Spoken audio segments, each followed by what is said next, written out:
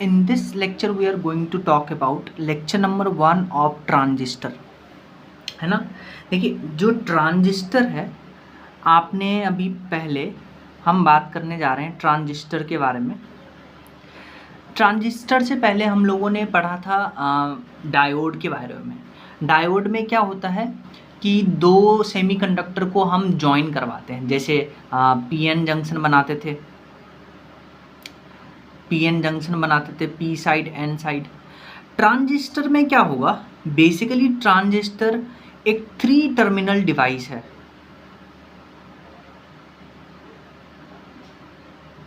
Transistor एक 3 terminal device है। इसका क्या मतलब है? इसका ये मतलब है कि ट्रांजिस्टर में 3 सेमीकंडक्टर आपस में क्या होगा, ऐसे जुड़े होंगे। एक्चुअली क्या होता है, एक सेमीकंडक्टर बेसिकली हम एक्सट्रिंसिक सेमीकंडक्टर कहने का मतलब है कि जिसमें डोपिंग प्रेजेंट है। तो एक एक्सट्रिंसिक सेमीकंडक्टर को 2 अलग अलग एक्सट्रिंसिक सेमीकंडक्टर के साथ सैंडविच करते हैं, तो जो बनने वाला डिवाइस होता है उसको बोलते हैं ट्रांजिस्टर। तो क्या होता है कि एक थिन एक्सट्रिंसिक सेमीकंडक्टर को सैंडविच करते हैं 2 थिक एक्सट्रिंसिक सेमीकंडक्टर के बीच में, ठीक है। तो ट्रांजिस्टर क्या होता है, इसको पहले लिख लेते हैं। हम लिख सकते हैं कि ट्रांजिस्टर जो होता है, transistor is a 3 terminal device which transfers a signal from low resistance circuit to high resistance circuit. देखिए ट्रांजिस्टर का मतलब होता है ट्रांसफर रजिस्टर, यानी कि ट्रांजिस्टर एक 3 टर्मिनल डिवाइस है which transfers a signal from low resistance circuit to high resistance circuit। और बनता कैसे है? It is formed when a thin layer of one type of extrinsic semiconductor is sandwiched between 2 thick layer of other type of extrinsic semiconductor। अब हम बात करते हैं, basically जो ट्रांजिस्टर है आपके पास 2 तरह का ट्रांजिस्टर होता है, 2 टाइप्स का। कौन कौन सा, ध्यान से देखिए। आप क्या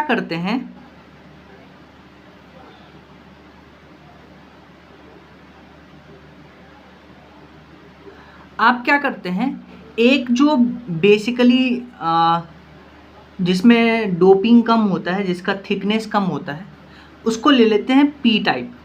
तो बाकी दोनों साइड एन टाइप लेंगे। तो इस तरह के ट्रांजिस्टर को हम बुलाते हैं एन पी एन ट्रांजिस्टर। और अगर पी के जगह अगर आप एन को कर देते हैं, एन को छोटा बनाते हैं, तो बाकी दोनों साइड पी, इसको बोलते हैं पी एन पी ट्रांजिस्टर। तो 2 तरह का ट्रांजिस्टर होता है, एन पी एन ट्रांजिस्टर और पी एन पी ट्रांजिस्टर। अब ध्यान से सुनिए, जो एक्सट्रीम लेफ्ट में है इसको बुलाते हैं एमीटर।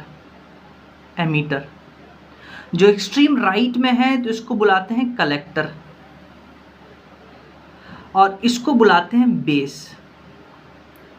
अब ध्यान से सुनिए, एमीटर वो प्लेट है जो मेजॉरिटी चार्ज कैरियर को एमिट करेगा, यानी कि रिलीज करेगा।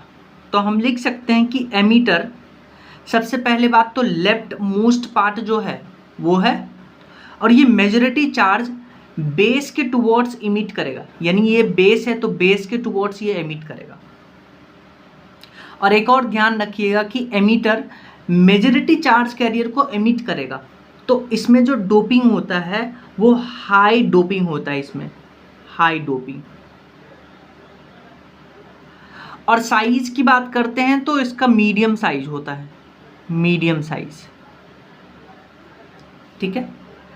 फिर आप बात करते हैं बेस की। तो बेस जो है, ध्यान से देखिए, वो क्या करेगा, एमीटर से आने वाला मेजॉरिटी चार्ज कैरियर को अपने ओर से पास करवाएगा। तो बेस, ध्यान से देखिए, इसका थिकनेस कम है, यानी थिन इन साइज, और ये बहुत इसमें डोपिंग कम रखते हैं, लाइट डोपिंग। अब देखिए कलेक्टर क्या करेगा, सबसे पहली बात तो राइट मोस्ट पार्ट में कलेक्टर है, ठीक है। ये क्या करेगा, जो एमीटर से मेजॉरिटी चार्ज कैरियर आ रहा है उसको कलेक्ट करेगा। तो it will collect the majority charge carrier emitted by emitter. अब ध्यान से देखिए, बेसिकली कलेक्टर की बात करते हैं तो ये एमीटर से थिक होता है। एमीटर से थिक होने का मतलब है कि इसका जो कलेक्टिंग पार्ट का सरफेस एरिया वो ज़्यादा है, और होना भी चाहिए क्योंकि ये मेजॉरिटी चार्ज कैरियर को कलेक्ट कर रहा है, तो इसका सरफेस एरिया ज़्यादा होना चाहिए, इसीलिए थिक होता है ये एमीटर के कंपैरिजन में। और इसमें डोपिंग जो होता है मॉडरेट डोपिंग होता है, मॉडरेट डोपिंग होता है। ठीक है, तो इस पार्ट को भी लिख लेते हैं। हमारे पास दो टाइप का ट्रांजिस्टर होता है, एनपीएन ट्रांजिस्टर और पीएनपी ट्रांजिस्टर। देखिए, पी साइड इधर है, दोनों तरफ एन साइड है। लेफ्ट वाले एक्सट्रीम साइड को एमीटर कहते हैं और राइट वाले एक्सट्रीम पार्ट को हम कलेक्टर कहते हैं, बीच में बेस है। सिमिलरली ये एमीटर, ये collector. Each transistor has 3 terminals and these are emitter. Emitter जो सबसे लेफ्ट वाला है, तो left most part which emits the majority charge towards base, और ये हाईली डोप्ड होता है और इसका साइज जो होता है मीडियम होता है साइज में। ठीक है, फिर अगर हम बात करते हैं बेस के बारे में, तो बेस आप देखिए इसका थिन इन साइज होता है और सबसे कम डोपिंग इसमें प्रेजेंट होता है, तो इसको भी लिख लेते हैं। बेस की बात करते हैं तो it is lightly doped and very thin in size. ठीक है, अब हम बात करते हैं कलेक्टर का। तो कलेक्टर जो राइट मोस्ट पार्ट है उसको कलेक्टर बुलाते हैं, which collects majority charge emitted by emitter. यानी कि कलेक्टर क्या करेगा, मेजॉरिटी चार्ज को कलेक्ट करेगा जो एमीटर एमिट कर रहा है। कलेक्टर देखिए comparatively thicker than emitter, emitter से ज़्यादा थिक होता है ये। क्यों? क्योंकि कलेक्टिंग पार्ट ज़्यादा होगा इसका, और कलेक्टर जो है मॉडरेट डोपिंग इसमें प्रेजेंट होता है। तो अगर हम एक समरी बनाने की कोशिश करें कि एमीटर, बेस और कलेक्टर में डोपिंग किस में ज़्यादा है, किसका साइज ज़्यादा है, किसका थिकनेस ज़्यादा है, तो हम कुछ ऐसा बना सकते हैं। आप इस टेबल को देखिए, इस टेबल में देखिए हमने एमीटर, बेस और कलेक्टर को डिनोट किया है। इसमें पहले बात करेंगे डोपिंग कॉन्सेंट्रेशन, फिर एरिया ऑफ जो बेसिकली है ना, एरिया ऑफ क्रॉस सेक्शन की बात करते हैं। एमीटर की बात करिएगा तो इसमें हाई डोपिंग होता है। डोपिंग हाई कहने का मतलब है कि एमीटर ज़्यादा से ज़्यादा मेजॉरिटी चार्ज कैरियर एमिट करेगा, इसलिए हाई डोपिंग होता है। और इसका जो एरिया ऑफ क्रॉस सेक्शन बात करें तो मॉडरेट, मीडियम होता है। बेस की बात करें तो इसमें सबसे कम डोपिंग होता है और इसका एरिया ऑफ क्रॉस सेक्शन में मिनिमम होता है। कलेक्टर की बात करें तो डोपिंग इसमें मीडियम होता है, मॉडरेट होता है, और area of cross section maximum होता है, क्योंकि कलेक्टर कलेक्ट करेगा इलेक्ट्रॉन जो एमीटर एमिट करेगा। डन। अब हम बात करेंगे कि आपके पास जो दो टाइप का ट्रांजिस्टर है, एनपीएन और पीएनपी, इसको डोनेट कैसे करते हैं, इसको डिनोट कैसे करते हैं, इसका सिंबल कैसे बनाते हैं। तो ध्यान से देखिएगा, हम सिंबल सीखने जा रहे हैं। हम क्या करते हैं, एक सर्कल बनाते हैं और यहाँ पे हम एक ऐसा प्लेट बनाते हैं। ठीक है, इस प्लेट को हमेशा हम बेस प्लेट बुलाएंगे, और फिर यहाँ पे दो ऐसे एरो खींचते हैं, ये एरो यहाँ पे, ये एरो यहाँ पे मैच किया, तो ऐसे सिंबल है। अब ध्यान से देखिए, आपको पता है कि अगर ये एमीटर है तो ये मेजॉरिटी चार्ज कैरियर को एमिट करेगा। ठीक है, एनपीएन की बात करते हैं तो एन साइड बेसिकली इसमें ज़्यादा इलेक्ट्रॉन होगा, N side will have more electron, N side will have more electron. तो अगर एन साइड ज़्यादा इलेक्ट्रॉन है तो एमीटर इलेक्ट्रॉन को एमिट करेगा, तो इलेक्ट्रॉन एमीटर से बेस की तरफ जाएगा, और अगर इलेक्ट्रॉन इधर जा रहा है, एमीटर से बेस की तरफ जा रहा है, तो जो करंट होगा वो बेस से एमीटर की तरफ जाएगा। तो देखिए ये बेस है, और अगर हम करंट ऐसे डिनोट कर दिया आपको, यानी कि बेस से करंट जा रहा है, तो ये एमीटर होगा और ये कलेक्टर होगा। ध्यान से देखिए, करंट कहाँ से जा रहा है, बेस से एमीटर जा रहा है, बेस से एमीटर जा रहेगा, करंट। कब? जब इलेक्ट्रॉन n से p तरफ जाएगा, और अगर इलेक्ट्रॉन n से p जा रहा है तो ये NPN ट्रांजिस्टर है, तो NPN ट्रांजिस्टर को हम ऐसे डिनोट करते हैं। आया समझ में? मान लेते हैं एक और डायग्राम आपको दिखाते हैं। सर्किल बनाया हमने, यहाँ लगाया हमने बेस, तो ये क्या है? बेस। फिर एक ऐसे, इसको ऐसे मिलाए, इसको ऐसे मिलाए, ठीक है। अब देखिए, मान लेते हैं PNP ट्रांजिस्टर की बात करते हैं, तो PNP में P साइड, इसको एमीटर बुलाइएगा, इसको बेस बुलाइएगा, इसको कलेक्टर बुलाइएगा। अब P साइड में होगा होल, अब होल होगा majority charge carrier emitter, emitter emit करेगा होल, ये होल जाएगा टुवर्ड्स बेस, और जिधर होल उधर करंट, यानी कि एमीटर से बेस की तरफ करंट जा रहा है। तो अगर हम ऐसे करंट का सिंबल बनाते हैं तो ये एमीटर होगा, एमीटर से बेस की तरफ करंट जा रहा है, ये कलेक्टर होगा, इसको बुलाते हैं PNP ट्रांजिस्टर। तो ध्यान से देखिए, इससे क्या सीखने को मिला? हमेशा एरो जो आप देखिए वो एमीटर प्लेट पे ही होगा, हमेशा एरो एमीटर प्लेट पे होगा, और एरो जो है वो डायरेक्शन बताता है करंट का। डन। अब ध्यान से देखिए, आपके पास था, हम मान के चलते हैं हमारे पास है NPN ट्रांजिस्टर, इसको बोलते हैं एमीटर, इसको बोलते हैं बेस, इसको बुलाते हैं कलेक्टर। अब देखिए, आपके पास एमीटर, बेस और कलेक्टर है, तो N और P के पास एक जंक्शन बनेगा, और फिर N और P के पास एक जंक्शन बनेगा, तो आपके पास दो जंक्शन बनेगा। एक जंक्शन बन रहा है एमीटर और बेस के पास, तो इसको बुलाते हैं बेस एमीटर जंक्शन। तो ट्रांजिस्टर है 2PN जंक्शन। कौन? एक बेस एमीटर जंक्शन जिसको JEB से डिनोट करते हैं, और एक बेस कलेक्टर के बीच में जंक्शन बनेगा जो उसको बुलाते हैं बेस कलेक्टर जंक्शन।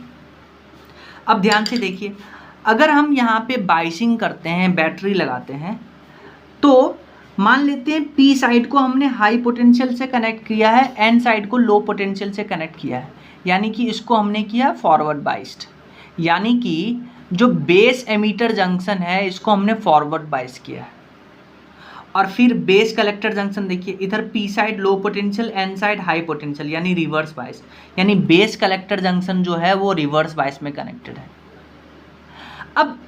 अब यहाँ पे हम उल्टा भी कर सकते हैं, N साइड को हाई पोटेंशियल से कनेक्ट कर देंगे, P साइड को लो पोटेंशियल से, तो ये रिवर्स बायस हो जाएगा, या ये रिवर्स बायस रहने देंगे।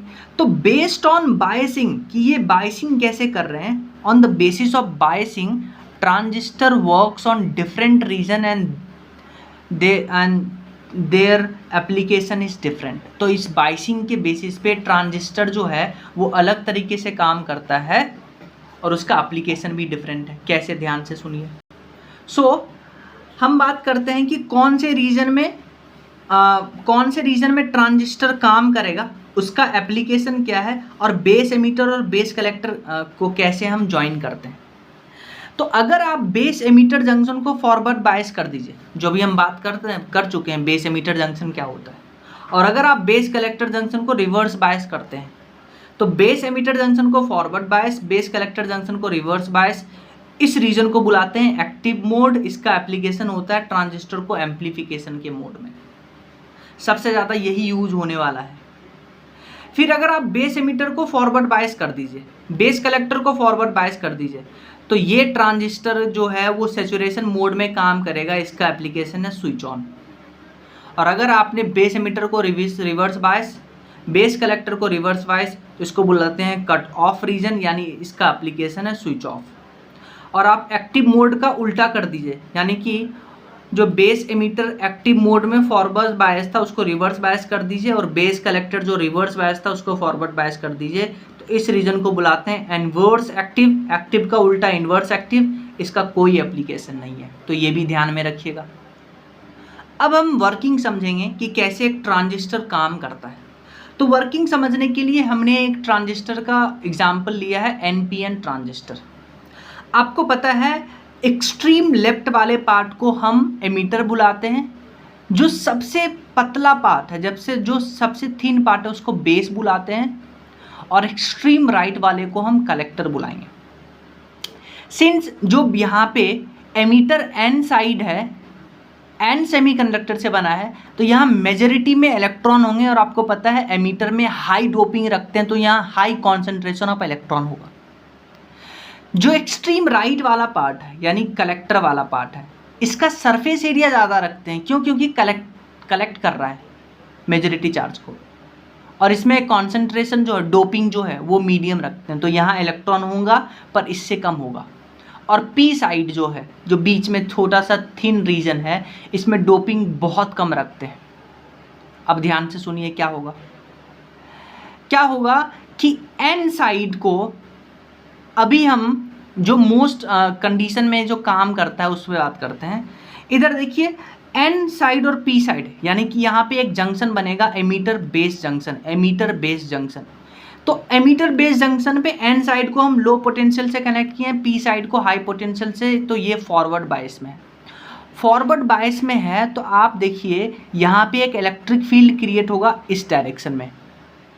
इलेक्ट्रिक फील्ड किधर क्रिएट होगा? इस डायरेक्शन में, क्योंकि इधर पॉजिटिव है इधर नेगेटिव होगा, तो इलेक्ट्रिक फील्ड इस डायरेक्शन में क्रिएट होगा। इलेक्ट्रिक फील्ड इस डायरेक्शन में क्रिएट होगा, तो जो इलेक्ट्रॉन पे फोर्स होगा वो इस डायरेक्शन में लगेगा। एन टू पी इलेक्ट्रॉन जाएगा, इलेक्ट्रिक फील्ड पी से एन होगा। क्यों? क्योंकि ये पॉजिटिव इधर नेगेटिव, तो इलेक्ट्रिक फील्ड पॉजिटिव से नेगेटिव जाता है, तो P to N electric field है, इलेक्ट्रॉन पे फोर्स एन टू पी लगेगा, तो इलेक्ट्रॉन एन से पी तरफ जाएगा। अब मान लीजिए यहाँ 100 इलेक्ट्रॉन थे, तो 100 इलेक्ट्रॉन थे तो इलेक्ट्रॉन एन से पी गया, तो पी में कुछ होल्स थे तो कुछ इलेक्ट्रॉन कंबाइन करेगा, रिकम्बाइन करेगा। मान लेते हैं 5 इलेक्ट्रॉन रिकम्बाइन कर गया, ऑल्दो डोपिंग कम है पर भी रिकम्बाइन होगा। और 95% इलेक्ट्रॉन गया एन साइड में यानी कि कलेक्टर में, तो यानी कलेक्टर हो गया। अब देखिए इलेक्ट्रॉन एन से पी जा रहा है, इलेक्ट्रॉन एन से पी जा रहा है, तो करंट कुछ ऐसा होगा इलेक्ट्रॉन के ऑपोजिट में, तो इसको बुलाते हैं इमीटर करंट, IE के नाम से बुलाते हैं इसको।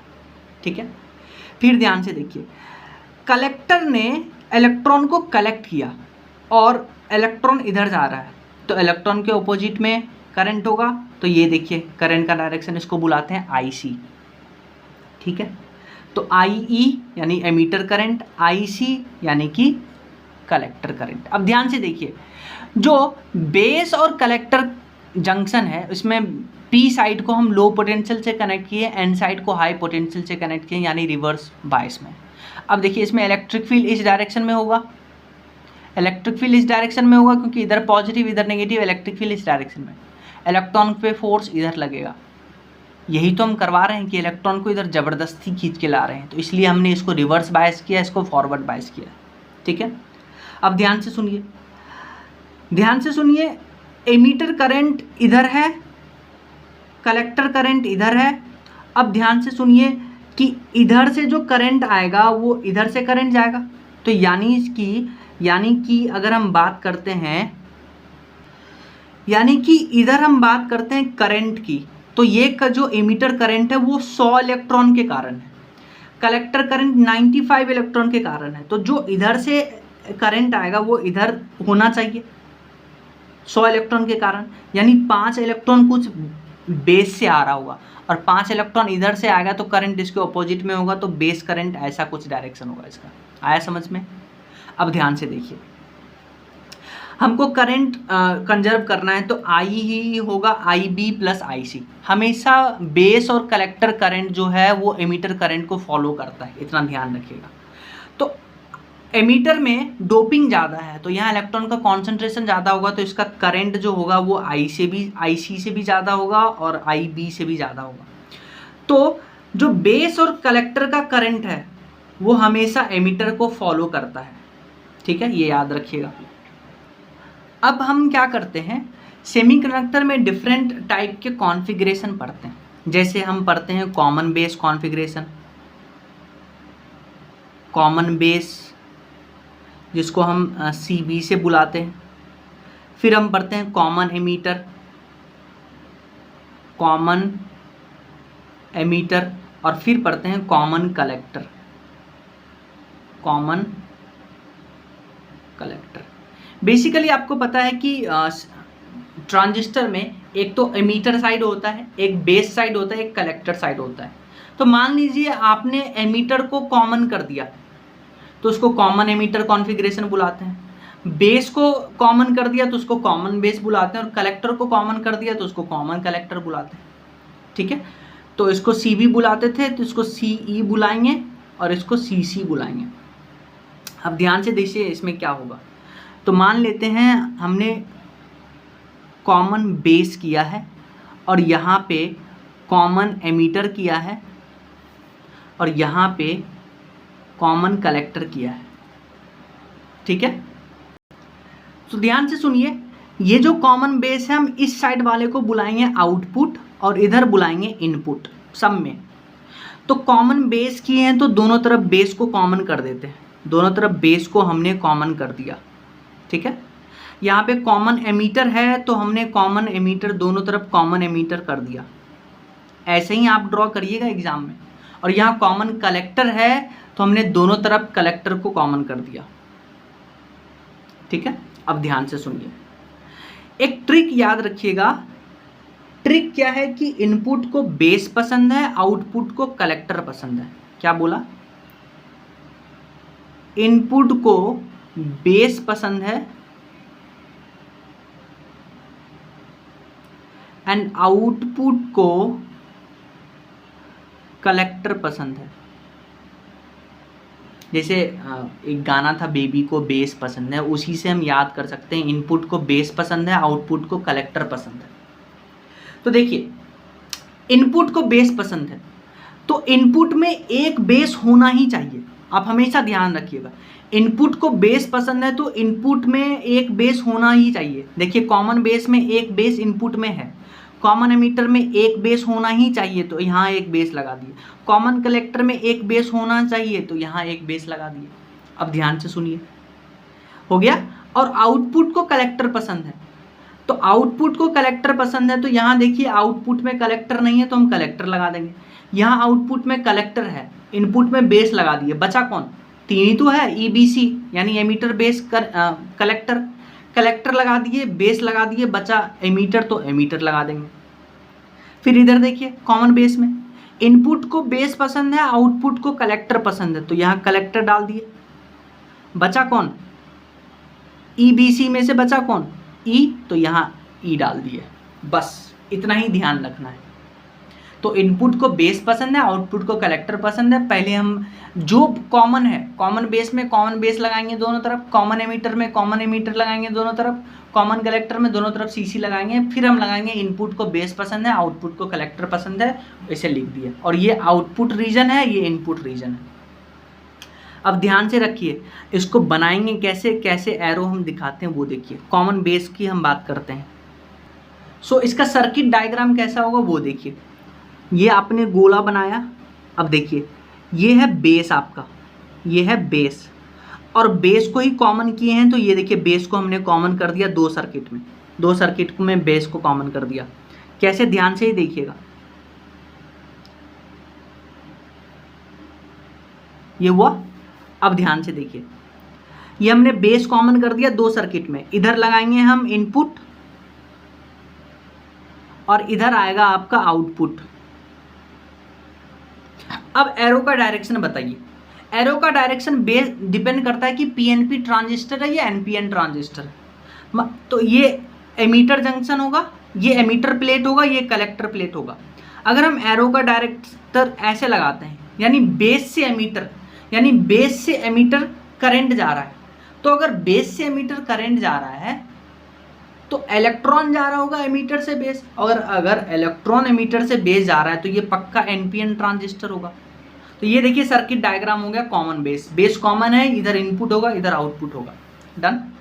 अब ध्यान से देखिए, हम बात करते हैं कॉमन एमीटर का क्या होगा सर्किट डायग्राम। तो वापस से सर्कल बनाएं। अच्छा, इसमें एमीटर को कॉमन करना है। किसको कॉमन करना है? एमीटर को। तो ध्यान से देखिए, ये हमने बनाया बेस, बेस और एमीटर को कॉमन करना है तो ये हमने एमीटर बना दिया, इसको कॉमन कर देते हैं। ये देखिए इसको कॉमन कर दिए, कॉमन कर दिए तो इधर लगाएंगे हम इनपुट और इधर लगाएंगे हम आउटपुट।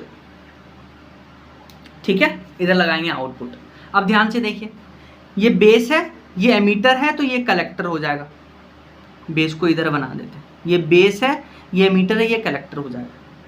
अब मान लीजिए कि बेस से एमीटर हमको बेसिकली एमीटर के प्लेट पे करंट होगा। मान लेते हैं करंट ऐसे है, यानी बेस से एमीटर करंट जा रहा है।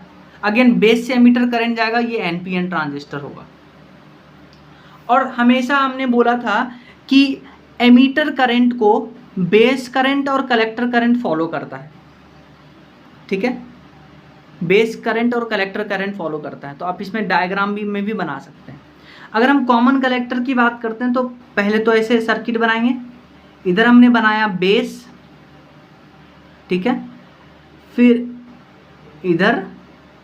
इधर और कॉमन कलेक्टर करना है तो मान लीजिए ये कलेक्टर है तो इसको कॉमन कर देते हैं, तो ये कॉमन हो गया।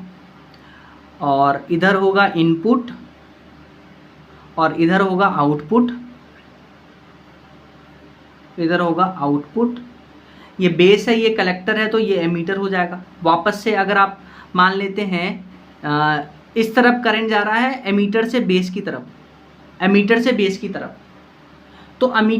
की तरफ करंट कब जाएगा, जब एमीटर से होल जाएगा बेस की तरफ, यानी कि ये है पीएनपी ट्रांजिस्टर। आया समझ में? हाँ, तो ये सर्किट डायग्राम है कॉमन कलेक्टर का। अब ध्यान से देखिए, हम यहाँ पे करंट गेन की बात करते हैं। किसकी बात करते हैं? करंट गेन की बात करते हैं। कॉमन बेस में करंट गेन को हम अल्फा से डिनोट करते हैं, कॉमन एमीटर में करंट गेन को हम बीटा से डिनोट करते हैं, और कॉमन कलेक्टर में करंट गेन को हम गामा से डिनोट करते हैं। करंट गेन मतलब output current upon input current, यही ध्यान रखना आपको, output current upon input current. तो देखिए आउटपुट करंट क्या है, आईसी, अपॉन इनपुट करंट क्या है, आईई। तो अल्फा हो गया आईसी अपॉन आईबी। बी को नहीं, जो कॉमन है उसको नहीं चेक करना है। फिर बीटा देखिए, आउटपुट करंट, एमीटर कॉमन, इसको चेक नहीं करेंगे, IC upon input current IB, तो ये बीटा का वैल्यू आ गया। फिर इसमें देखिए गामा का वैल्यू, आउटपुट करंट यानी कि IE divided by input current यानी कि आईबी।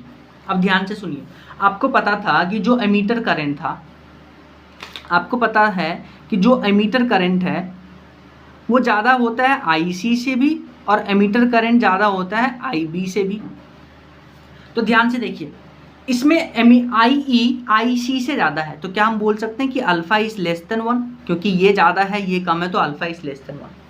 फिर इसमें देखिए, ये कलेक्टर करंट है, ये बेस करंट है, कलेक्टर करंट ज़्यादा होता है, क्यों? क्योंकि कलेक्टर में बेस के कंपैरिजन में डोपिंग ज़्यादा होता है, तो क्या बीटा हम बोल सकते हैं कि ग्रेटर देन 1। अब यहाँ देखिए, आईई और आईबी में बेस में बहुत कम डोपिंग, आई एमीटर में बहुत ज़्यादा डोपिंग, तो हम गामा लिख सकते हैं वेरी वेरी ग्रेटर देन 1। तो ये फॉर्मूला है करंट गेन का। तो अगर आप अल्फा बीटा और गामा को कंपेयर करिए तो सबसे ज़्यादा अल्फा होगा, फिर बीटा होगा और फिर गामा होगा, तो इसको भी ध्यान में रखिएगा। अब हम बात करते हैं relation between alpha beta and gamma. ध्यान से सुनिएगा, अल्फा बीटा और गामा में रिलेशन पढ़ रहे हैं, ठीक है। और अभी हमने पढ़ा था, अच्छा आपने अभी भी पढ़ा था, आई ई जो है it is equal to I B plus I C. तो अब क्या करिए, इस इक्वेशन को आई सी से डिवाइड कर दीजिए। तो आई सी से डिवाइड करेंगे तो आई ई अपॉन आई सी होगा, आई बी अपॉन आई सी होगा, और आई सी अपॉन आई सी ये आ जाएगा 1। अब ध्यान से देखिए, आई ई अपॉन आई सी, देखिए अल्फा होता था आई सी अपॉन आई, तो क्या हम आई ई अपॉन आई सी को 1 अपॉन अल्फा लिख देंगे? बहुत बढ़िया। बीटा होता था आई सी अपॉन आई बी, तो आई बी अपॉन आई सी को 1 अपॉन बीटा लिख देंगे +1, ठीक है। तो यहाँ से जब आप इसको सॉल्व करिएगा तो जो अल्फ़ा का वैल्यू आता है that is beta upon 1 plus beta, और बीटा का वैल्यू आता है अल्फ़ा अपॉन 1 माइनस अल्फ़ा।